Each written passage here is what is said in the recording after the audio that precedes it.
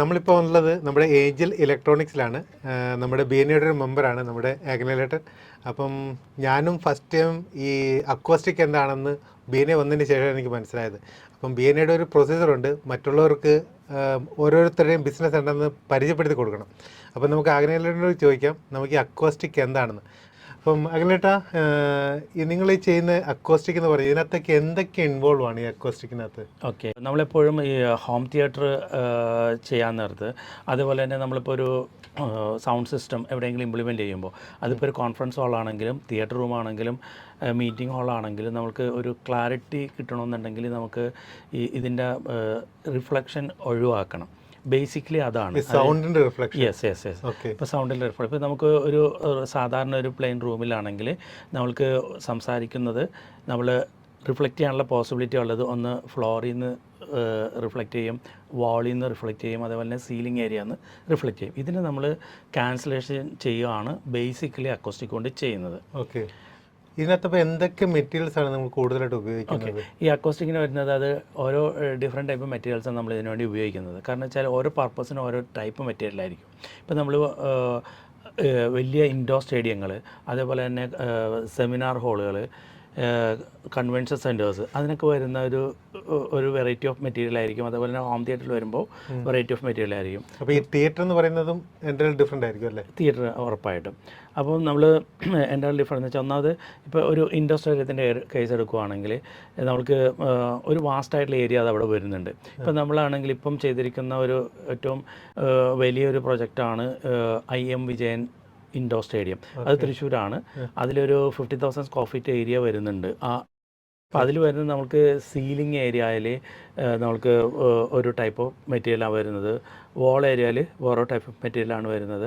അതേസമയം നമ്മൾ തിയേറ്റർ കൺസെപ്റ്റിലേക്ക് വരുമ്പോൾ കുറച്ചുകൂടി നല്ല മീൻസ് കുറച്ചുകൂടി എസ്തറ്റിക്കലി ഫീൽ കിട്ടുന്ന രീതിയിലും അതേപോലെ തന്നെ അതോടൊപ്പം തന്നെ അക്കോസ്റ്റിക് കിട്ടുന്ന രീതിയിലുള്ള മെറ്റീരിയൽസ്. ഇതിനെല്ലാം ഓരോ വെറൈറ്റി ടൈപ്പുള്ള പ്രോഡക്ട്സ് ഉണ്ട്.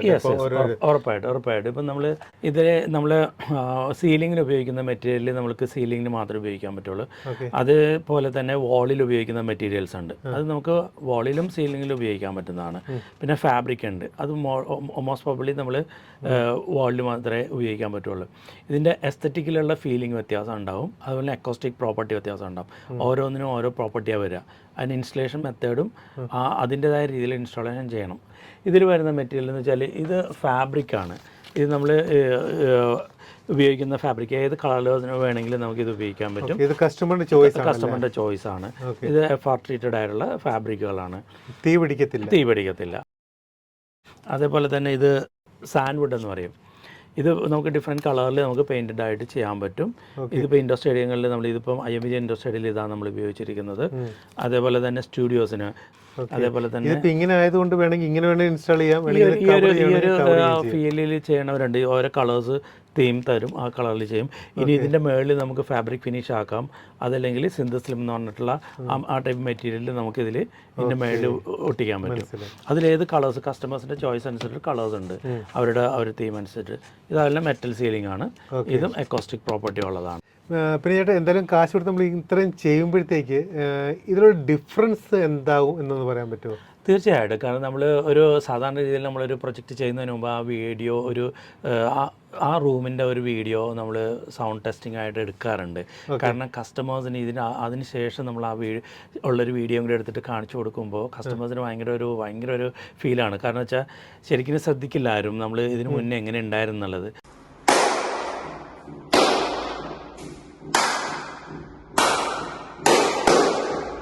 അതും ആ റിഫ്ലക്റ്റ് ചെയ്ത് വരുന്ന സിഗ്നലും റിയൽ സിഗ്നലും കൂടി മിക്സ് ചെയ്തിട്ടുള്ളൊരു സൗണ്ടാണ് നമ്മൾ കേൾക്കുന്നത്. അതുകൊണ്ട് നമ്മൾ ഒത്തിരി സ്ട്രെയിൻ ആവും.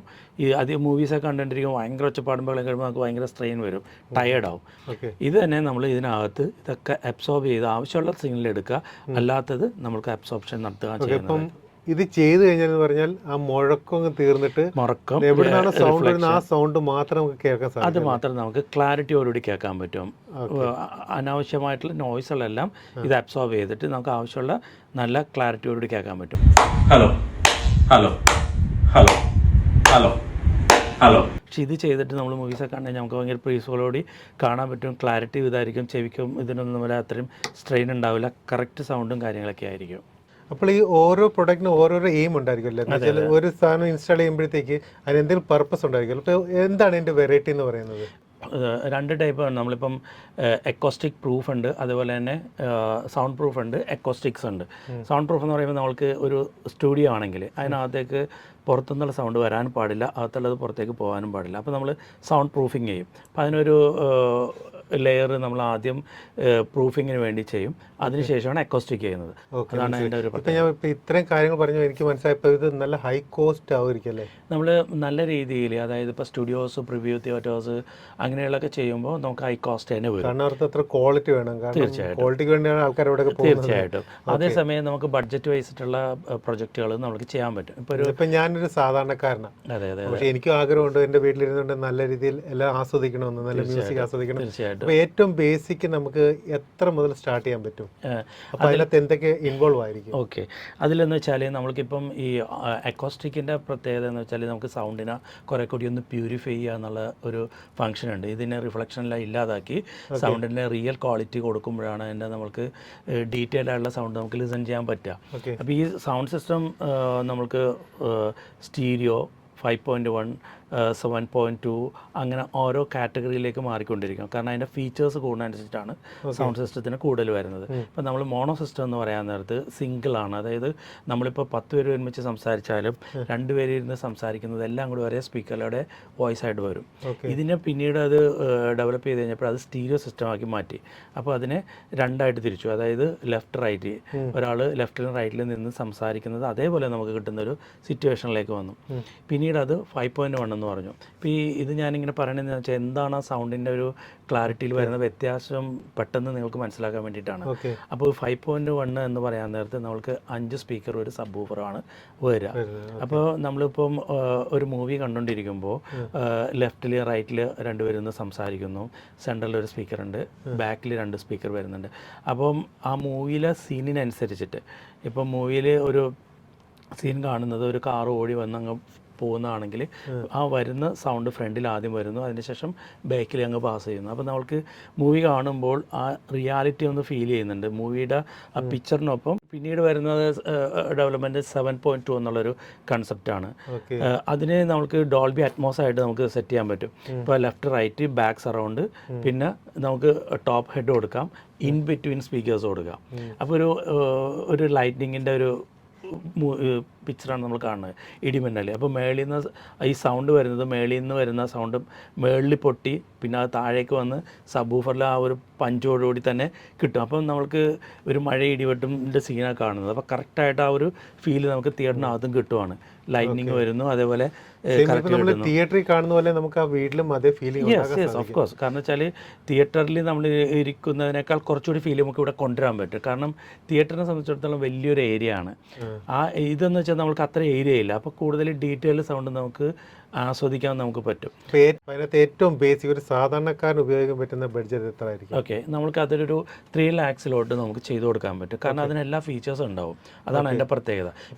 അതിൽ കുറച്ച് നമുക്ക് ചെയ്യാൻ പറ്റായില്ല, പക്ഷേ നമ്മൾക്ക് എല്ലാ ഫീച്ചേഴ്സും ഇൻവോൾവ് ചെയ്തിട്ട് നമുക്കൊരു 3 lakhs എങ്കിലും നമുക്ക് മിനിമം വരും. എന്ന് പറഞ്ഞാൽ നമുക്ക് നമ്മളൊരു റൂം കൊടുക്കുന്നു, യെസ്, നിങ്ങൾ ബാക്കി ടോട്ടൽ സ്ക്രീൻ തൊട്ട് A to Z റിക്ലൈനേഴ്സ് അതിൽ പെടത്തില്ല. ബാക്കിയുള്ള ഐറ്റംസ് നമ്മൾക്ക് എല്ലാം ഉണ്ടാവും. ഒരു തിയേറ്ററിന് വേണ്ടത് ബാക്കി എല്ലാ കാര്യങ്ങളും നമുക്ക് അതിനകത്ത് വരും. Projector, screen, sound system, acoustics, അത്രയും നമ്മൾ ഇൻവോൾവ് ചെയ്തുകൊണ്ട് എന്നാൽ എല്ലാ ഫീച്ചേഴ്സ്, അതായത് നമ്മൾക്ക് OTT റിലീസിൽ വരുന്ന OTT പ്ലാറ്റ്ഫോമിലേക്ക് കിട്ടുന്ന എല്ലാ മൂവീസ്, അതിപ്പം നെറ്റ്ഫ്ലിക്സ്, ആമസോൺ പ്രൈം, ജിയോ, പിന്നെ ആപ്പിൾ TV, അതേപോലെ യൂട്യൂബ് മൂവീസ്, നമുക്ക് ഒരു മൊബൈൽ പോലും വേണ്ട, യെസ്, മൊബൈലൊന്നും വേണ്ട, നമുക്ക് TV-യിലും വേണ്ട, അതുപോലെ തന്നെ നമുക്ക് വേറെ ചാനൽ സബ്സ്ക്രിപ്ഷൻ വേണ്ട, നെറ്റ് മാത്രം മതി. ഓക്കെ, നെറ്റ് മാത്രം ഉണ്ടെങ്കിൽ ആ നെറ്റ് വഴി നമ്മൾ ഈ ഫയർ സ്റ്റിക്ക് എന്ന് പറഞ്ഞ ഒരു ഡിവൈസ് നമ്മൾ കണക്ട് ചെയ്ത്, ഫയർ സ്റ്റിക്ക് നിങ്ങൾ തന്നെ കൊടുക്കുന്നത്? അതെ, ഞങ്ങൾ തന്നെ കൊടുക്കും. ഇതിനകത്ത് തന്നെ നമ്മളത് പെടുത്തി കൊടുക്കുന്നതാണ്. ഇപ്പോൾ ഇതൊരു ഹൈ റേഞ്ചുള്ള ആൾക്കാരാണെങ്കിൽ അവർ ഈ ഒരു 3 ലക്ഷം അവർ ഡിഫറൻസ് എന്തായിരിക്കും? അതിലുള്ള ഡിഫറൻസ് വരിക എന്താണെന്ന് വെച്ചാൽ ഈ അതിൽ റിക്ലൈനേഴ്സ് വരും. ഇപ്പോൾ ഈ റിക്ലൈനേഴ്സ് എന്ന് പറഞ്ഞാൽ അത് എന്താ സംഭവം? റിക്ലൈനേഴ്സ് എന്ന് വെച്ചാൽ നമ്മൾ ഹോം തിയേറ്റർ റൂമിൽ ഉപയോഗിക്കുന്ന ചെയർസാണ്. അത് നമ്മൾക്ക് പുഷ് ബാക്കായിട്ട് കിടന്നുകൊണ്ട് മൂവി കാണാൻ പറ്റുന്ന രീതിയിൽ ഈ സീറ്റുകൾ തിയേറ്ററിൽ കാണുന്ന അതെ. ഓക്കെ. അപ്പോൾ 3 lakhs സീറ്റുകൾ വരത്തില്ലെന്നാ പറഞ്ഞത്? അതൊന്നും വരത്തില്ല. പിന്നെ ഹൈ എൻഡിലേക്ക് വരുമ്പോൾ നമ്മൾ പ്രൊജക്ടർ തന്നെ 4K പ്രൊജക്ടേഴ്സ് ആകും. അപ്പോൾ 4K എന്ന് പറയുമ്പോൾ റെസൊല്യൂഷൻ കൂടുതലായിരിക്കും, പിക്ചർ ക്ലാരിറ്റി വളരെ കൂടുതലായിരിക്കും. അതേപോലെ തന്നെ നമ്മൾ അക്കോസ്റ്റിക്സിൻ്റെ ഡെൻസിറ്റി കുറച്ചുകൂടി കൂട്ടും, സൗണ്ടിൻ്റെ പെർഫോമൻസ് കൂട്ടും, മീൻസ് വാട്ടേജ് കൂടും. പിന്നെ സ്പീക്കേഴ്സ് ഇപ്പോൾ നമ്മളിപ്പോൾ 5.1 എന്ന് പറഞ്ഞത് 9.2 അങ്ങനെയുള്ള സെഗ്മെൻറ്റിലേക്ക് വരും. പ്രൊഡക്റ്റിൻ്റെ ഫീച്ചേഴ്സും നമ്മൾ ഈ പറയുന്ന പോലെ വൈബ്രേഷനൊക്കെ ഉണ്ടാകുന്നത് അതൊക്കെ അതിനകത്ത് അല്ല, അതെല്ലാം ഉണ്ടാവും. കാരണം വെച്ചാൽ നമ്മൾക്ക് ആ ഒരു മൂവി കാണുമ്പോൾ അത് ആ മൂവിയുടെ യഥാർത്ഥ ക്വാളിറ്റി എന്ന് വെച്ചാൽ ഭയങ്കര ഒച്ചപ്പാടും ബഹളമൊന്നും അല്ല. നമുക്ക് യഥാർത്ഥത്തിൽ ആ ഒരു മൂവിയുടെ റിയൽ ക്വാളിറ്റി നമുക്ക് സൈലൻ്റ് ആവുന്ന സമയത്ത് നല്ല പിൻ ഡ്രോപ്പ് സൈലൻറ്റും, അതേപോലെ തന്നെ അത് ഡീറ്റെയിൽ ആയുള്ള സൗണ്ട്, ഇപ്പോൾ ഒരു ഇല വീഴുന്ന സൗണ്ട്, ആ ഇല വീഴുന്ന സൗണ്ടും, അതേപോലെ നമുക്ക് ഒരു ചില്ല് പൊട്ടുമ്പോൾ കിട്ടുന്ന ആ ഒരു ക്രിസ്പി ആയിട്ടുള്ള സൗണ്ട്, മഴ, ലൈറ്റ്നിങ്, അങ്ങനെയുള്ള എല്ലാ വാറൊക്കെ നടക്കുമ്പോൾ കിട്ടുന്ന ആ ഡിഫറൻസ്, ഫ്രണ്ടിൽ നിന്നും മേളിൽ നിന്നും സൈഡിൽ നിന്നൊക്കെ വരുന്ന സൗണ്ടുകൾ, അതൊക്കെ നമുക്ക് വളരെ ഡീറ്റെയിൽഡായിട്ട് നമുക്ക് കിട്ടും. ഇപ്പം ചേട്ടന് ഇപ്പം ഏതൊക്കെ തരത്തിലുള്ള പ്രൊജക്റ്റൊക്കെ ചെയ്തിട്ടുണ്ട് ഹൈ റേഞ്ച്? ഇപ്പോൾ നമ്മളുടെ പ്രൊജക്റ്റുകൾ എന്ന് വെച്ചാൽ നമ്മളുടെ സെഗ്മെൻറ്റിൽ ഇപ്പോൾ ഈ പ്രത്യേകിച്ച് ഹോം തിയേറ്റേഴ്സ്, അതുപോലെ പ്രിവ്യൂ തിയേറ്റേഴ്സ്, പിന്നെ ഓഡിറ്റോറിയങ്ങൾ, ഇൻഡോർ സ്റ്റേഡിയംസ്. അപ്പോൾ അങ്ങനെയായിട്ട് നിങ്ങൾ മേജറായിട്ട് ചെയ്ത പ്രൊജക്റ്റുകൾ ഏതൊക്കെയാണെന്ന് പറയാമോ? ഓക്കെ, നമ്മളിപ്പോൾ മേജറായിട്ട് ചെയ്തിരിക്കുന്ന പ്രൊജക്റ്റുകളിൽ ഇപ്പോൾ ഏറ്റവും വലിയൊരു പ്രൊജക്റ്റ് വന്നിരിക്കുന്നത് നമ്മളുടെ IM വിജയൻ്റെ പേരിൽ വരുന്ന ഒരു ഇൻഡോർ സ്റ്റേഡിയമാണ്. അതേപോലെ തന്നെ നമ്മൾ ജോസഫ് ചിറ്റപ്പള്ളി ഫൗണ്ടേഷൻ എന്ന് പറഞ്ഞിട്ട് വികാലാൻഡിൻ്റെ ഒരു പ്രൊജക്റ്റ്, അതെ ഭാരതമാതാ കോളേജിൻ്റെ ഓപ്പോസിറ്റ്, യെസ് അതാണ് എനിക്ക് കാണുന്നത്. പിന്നെ നമ്മൾ ഒരു കൾച്ചറൽ സെൻറ്റർ, അത് കാഞ്ഞങ്ങാടാണ്. അവിടെ നമുക്കൊരു തിയേറ്റർ റൂമുണ്ട്, അതേപോലെ തന്നെ ഓഡിറ്റോറിയം, പിന്നെ ഒരു ബ്ലാക്ക് ബോസ് തിയേറ്റർ എന്ന് പറഞ്ഞിട്ടുള്ള ഒരു ഏരിയ വരുന്നുണ്ട്. പിന്നെ ATS ആൻറ്റി ടെററിസ്റ്റ് സ്ക്വാഡിൻ്റെ ഒരു കോൺഫറൻസ് ഹാള്. എന്തെങ്കിലും മെക്കാനിക്കൽ പ്രോബ്ലം ഉണ്ടായി കഴിഞ്ഞാൽ അതിനെന്തായിരിക്കും സൊല്യൂഷൻ? അത് ആക്ച്വലി നമ്മൾ ശരിക്കും 1998 കാലഘട്ടത്തിൽ തുടങ്ങിയാണ് നമ്മൾ. അപ്പം അന്ന് നമ്മൾ തുടങ്ങിയ സ്ഥാപനം 26 വർഷമായി. യെസ് 26 വർഷമായിട്ട് ഈ ഫീൽഡിലുള്ളതാണ്. നമ്മൾ ഇലക്ട്രോണിക്സിൽ നമ്മൾ ഒരു സർവീസിങ് സെൻ്റർ ആയിട്ടാണ് ആദ്യം സ്റ്റാർട്ട് ചെയ്തത്.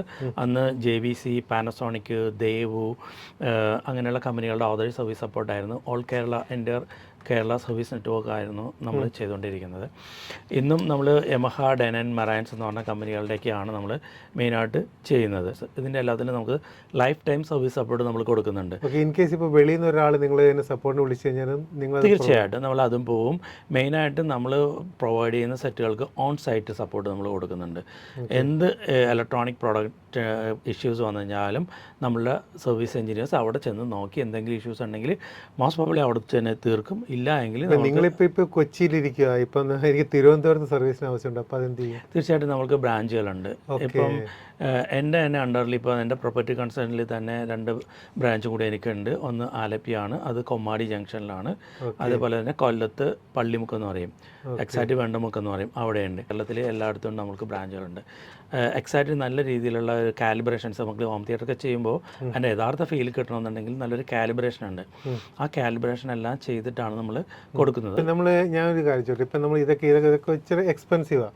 ഇത് കൂടാതെ നമുക്കൊരു മ്യൂസിക് സിസ്റ്റം മാത്രം ഒരു വീട്ടിലേക്ക് ഇൻസ്റ്റാൾ ചെയ്യുന്നത്, അത് അങ്ങനെ ചെയ്ത് കൊടുക്കും? തീർച്ചയായിട്ടും നമുക്ക് ആ മ്യൂസിക് സിസ്റ്റം, ഇപ്പം സൗണ്ട് ബാർ ഉണ്ട്. ഇപ്പോൾ പുതിയൊരു കൺസെപ്റ്റാണ് സൗണ്ട് ബാർ. അപ്പോൾ നമുക്കൊരു TV മാത്രം ഉണ്ടെങ്കിൽ ആ TVക്ക് നമ്മൾക്ക് അക്കോസ്റ്റിക് ഒന്നും വേണ്ട. ആ സൗണ്ട് ബാർ വെക്കുമ്പോൾ അതിനകത്ത് ഒരു ചെറിയ ബാറായിരിക്കും, അതിനകത്ത് കുറേ കുഞ്ഞു കുഞ്ഞു സ്പീക്കേഴ്സ് ഉണ്ടാവും, പിന്നെ സബ് വൂഫർ ഉണ്ടാവും. അപ്പോൾ നമുക്ക് അത് ഒരെണ്ണം വെച്ച് കഴിഞ്ഞാൽ തന്നെ നല്ല രീതിയിലുള്ള 5.1 അല്ലെങ്കിൽ സിറ്റ് ഔട്ടിൽ അല്ലെങ്കിൽ ലിവിങ് ഏരിയയിലൊക്കെ നമുക്ക് സെറ്റ് ചെയ്യാം. സിറ്റ് ഔട്ടിലൊക്കെ നമ്മൾ കൊടുക്കുന്നത് വെച്ചാൽ നമ്മൾ ബാക്ക്ഗ്രൗണ്ട് മ്യൂസിക് സിസ്റ്റം BGM എന്ന് പറയും.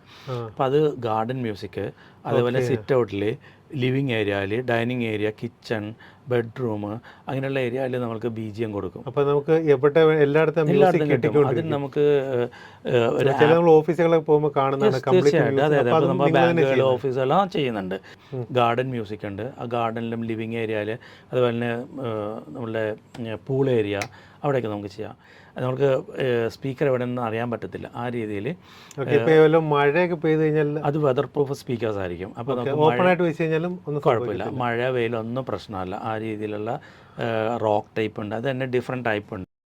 ചേട്ടാ പിന്നെ ഒരു കാര്യം കൂടെ, എല്ലാവരും പണക്കാരാകണമെന്നില്ല. എന്ന് വെച്ചാൽ 3 ലക്ഷം മുതൽ 7 ലക്ഷം വരെ കപ്പാസിറ്റി ഉള്ള കാണത്തില്ല. പക്ഷേ സാധാരണ വീട്ടുകാരാണ്. അപ്പോൾ അവർക്ക് ഒരു മ്യൂസിക് കേൾക്കണമെന്നൊക്കെ വല്ല ആഗ്രഹം ഉണ്ടാവും, നല്ല രീതിയിൽ കേൾക്കണം ആഗ്രഹം ഉണ്ടായിരിക്കുമല്ലോ.